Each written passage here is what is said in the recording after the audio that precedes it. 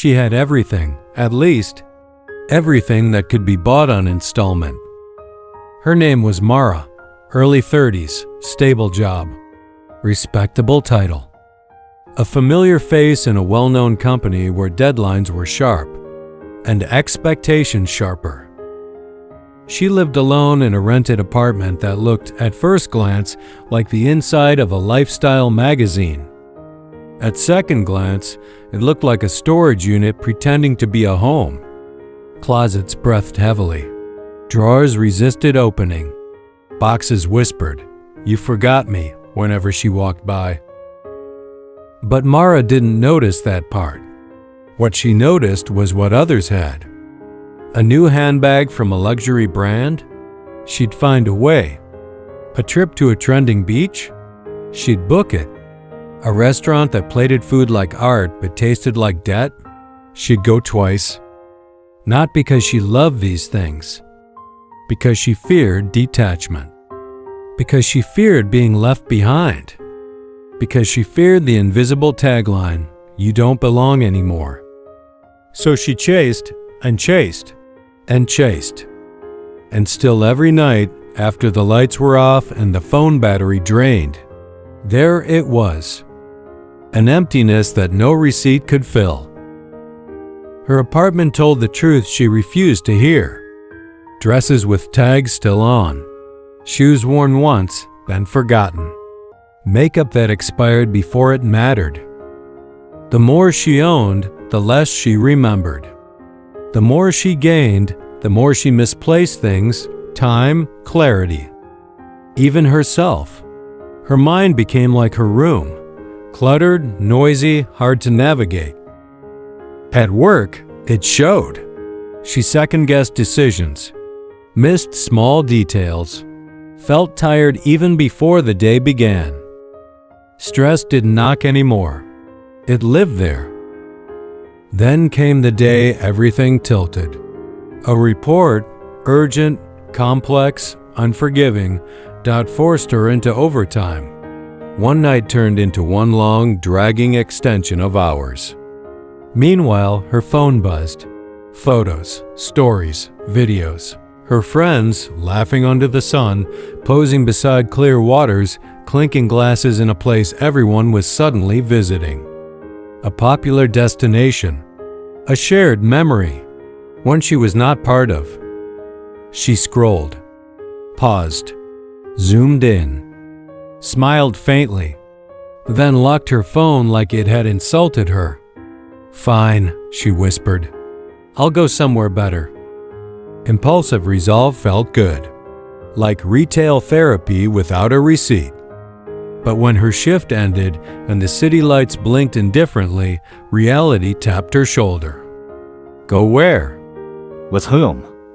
Silence again. Then, like a quiet interruption, she saw it. A photo. Not viral, not polished, not crowded. A mountain. Wide, open, breathing. Posted by a solo traveler whose name she didn't recognize. No filters. No hashtag screaming for attention. Just a caption. "Peace is louder here." Mara stared at it longer than she expected. No crowd, no competition. No one to impress. Which made it uncomfortable. Which made it interesting. She went. Not confidently. Not gracefully. But she went. The place greeted her with absence. No tour groups. No chatter. No selfie sticks fighting for angles. Just wind, trees, sky, and signboards. Simple directions. No drama.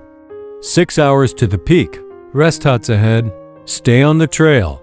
She almost turned back. "Who does this alone?" she muttered.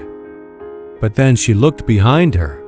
She had already come far enough that going back felt heavier than moving forward. So she walked. At first, her thoughts were louder than her footsteps. They'd love this place. I should have told them. This would have looked good on my feed. Comparison followed her like a shadow that refused to be shaken. 2 hours in, she found the first hut. Small, wooden, breathing quiet. An elderly man stood outside, sweeping leaves like it was the most important task in the world.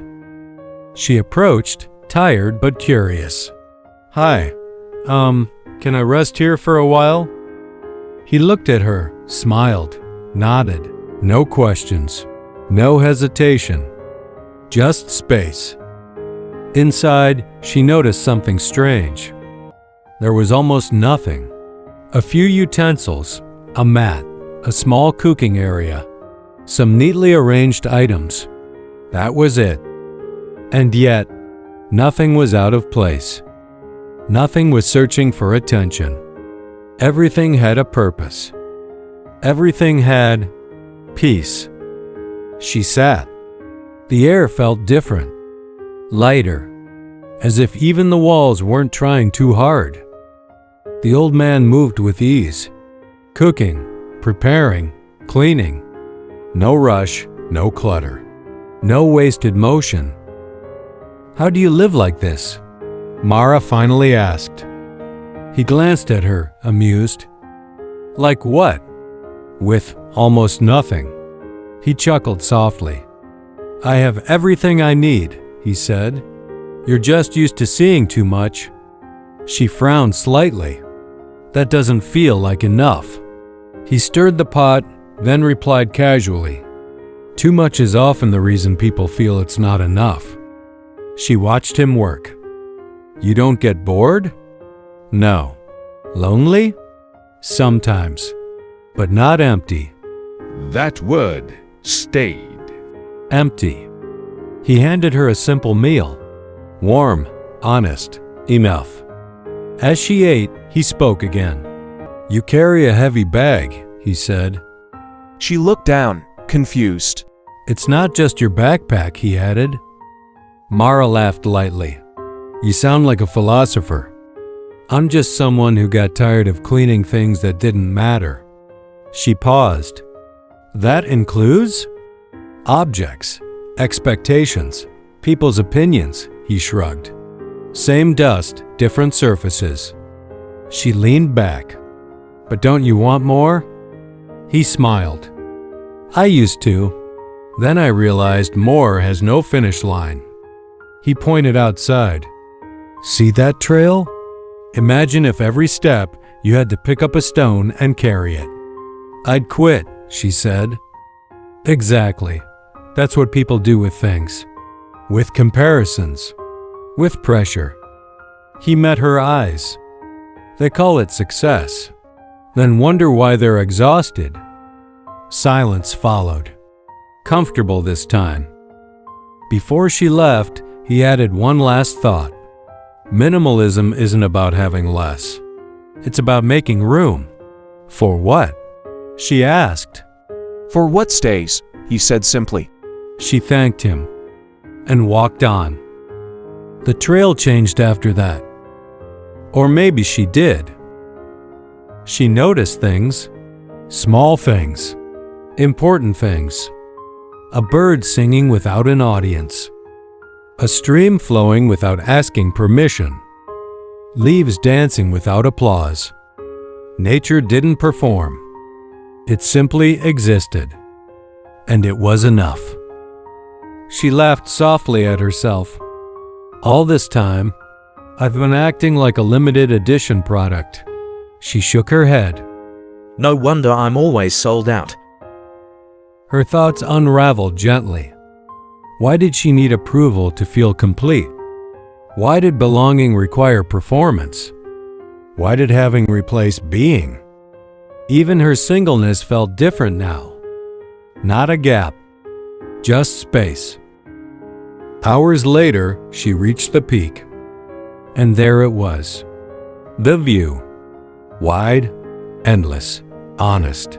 No filters could improve it. No audience needed. She stood there alone. And for the first time, not lonely. A breeze passed. Soft, certain. Like a quiet agreement with the world. She whispered to herself, I'm still here. Not behind, not ahead, just here. Back home, everything looked different. Not because it changed, because she did. She opened her closet, and instead of pride, she felt noise. So she began, one item at a time. Keep, donate, let go. No dramatic music, no grand announcement, just quiet decisions. She laughed while holding a bag she once fought to buy. You stressed me out more than you impressed anyone. Goodbye. Her apartment slowly breathed again. Space returned. So did clarity. She started journaling. Not for likes, for understanding. At work, something shifted. She focused better, decided faster, breathed easier. Her mind, no longer overcrowded, became efficient, like a room finally cleaned. Her friends noticed. You've been quiet lately, one said. Yeah, Mara smiled. I finally heard myself. She posted less, but lived more. One evening, she received a message. A promotion. Not because she chased it, because she finally showed up fully. Months later, she returned to the mountain. This time, not to escape, but to reconnect. She reached the hut, but the old man was gone. In his place, a small note. Left for another trail. You don't need me anymore. She smiled. He was right. She sat there anyway. Breathing. Grateful. And for the first time in her life, she realized she no longer needed to compete. Because peace was never a race. And somewhere between letting go and moving forward, she finally arrived not at the mountain's peak, But within herself.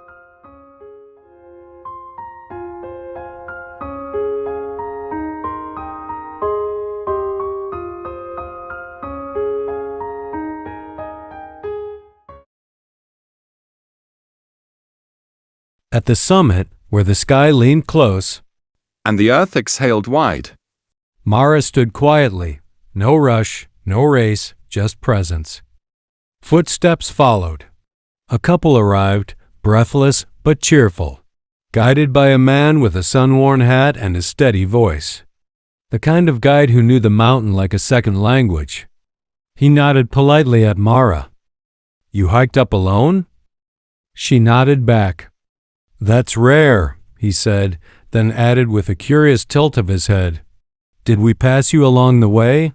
Or maybe at the huts? I stopped at the first one, Mara replied. There was an elderly man. He let me rest, even shared food. The guide's expression paused, like a sentence that forgot how to end. The first hut? He repeated. She nodded. He shook his head slowly, almost gently, as if not wanting to disturb something unseen. I've been the caretaker here for years, he said. That hut's been empty a long time. I stay at the second one now. No one's lived in the first since I left it. A quiet slipped between them. Not heavy, not fearful, just curious. Mara looked out over the horizon again, the wind brushing past her like a familiar whisper. That's strange, she said softly, though her lips curved into something calm, something certain. He was kind. That's all I know. No payment asked. No name given. No proof left behind. Only words. Only warmth. Only a lesson that traveled lighter than anything she used to carry. The guide said nothing more, and Mara, unbothered, unshaken, simply smiled at the view, as if some meetings are not meant to be explained, only understood by the quiet change they leave behind.